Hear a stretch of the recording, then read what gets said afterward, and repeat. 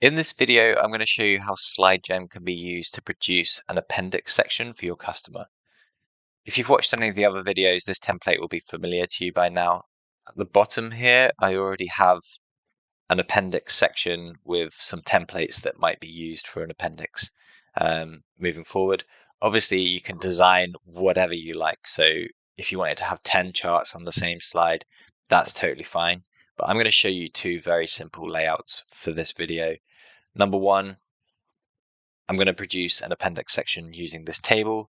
And number two, I'm going to use this 4 chart setup to show you the appendix section again.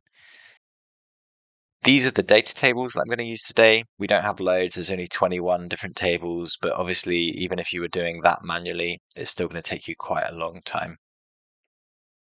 Jumping into the platform, I've already uploaded the deck and the data. I've also already mapped the base sizes to the bottom here so that when we repeat this, the base sizes are going to automatically update depending on the information in the table.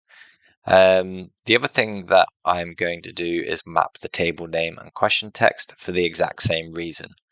Obviously, the aim here is to set everything up once and then repeat it.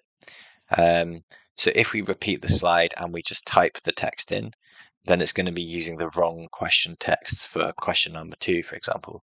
But because we're mapping the data, when we repeat this, it's going to update as we go down through the tables as well.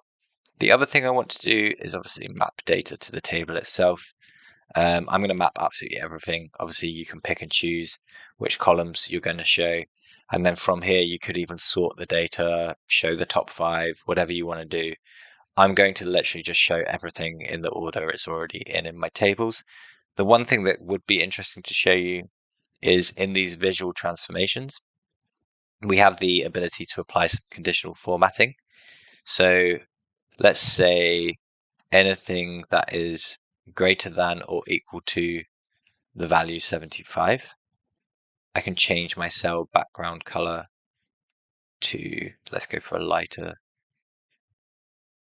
green, something like that.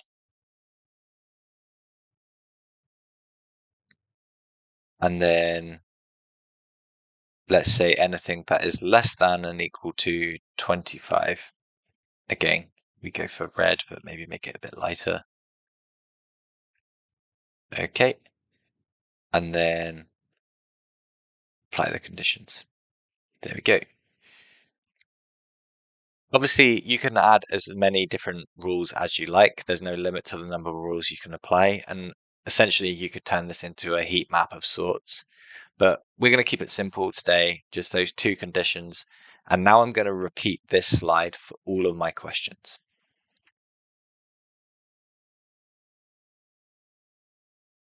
Bingo, that's done. So if I scroll down through here, you see that it's pulling out stuff that is equal to or lower than 25. It's also highlighting anything that is equal to or over 75.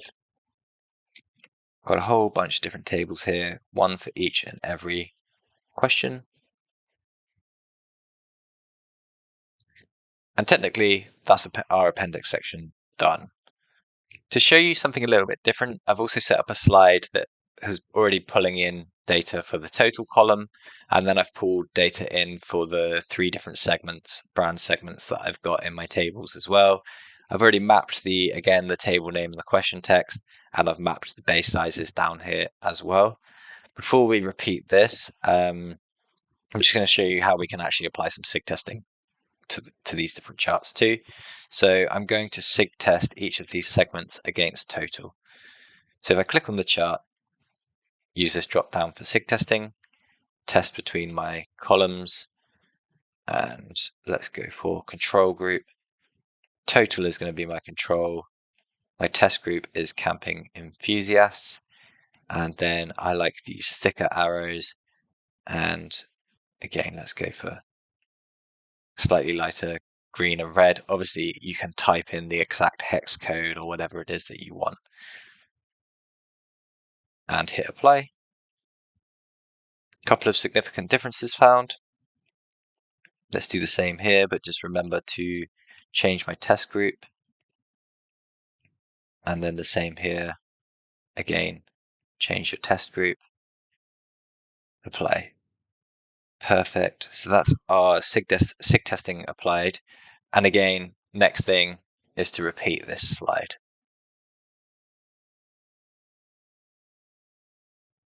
Perfect. So we very quickly produced 2 appendix sections. Let's go ahead and download those.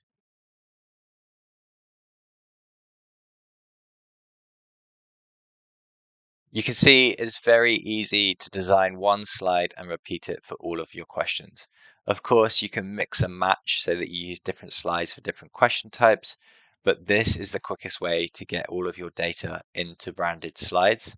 So what is usually a super tedious job that doesn't bring a huge amount of value, but takes maybe an entire day or longer to complete, depending on how many questions you've got in your tables, can now be cut down to just 5 minutes, and you can be confident that all of the data is correct. Happy customers and happy employees.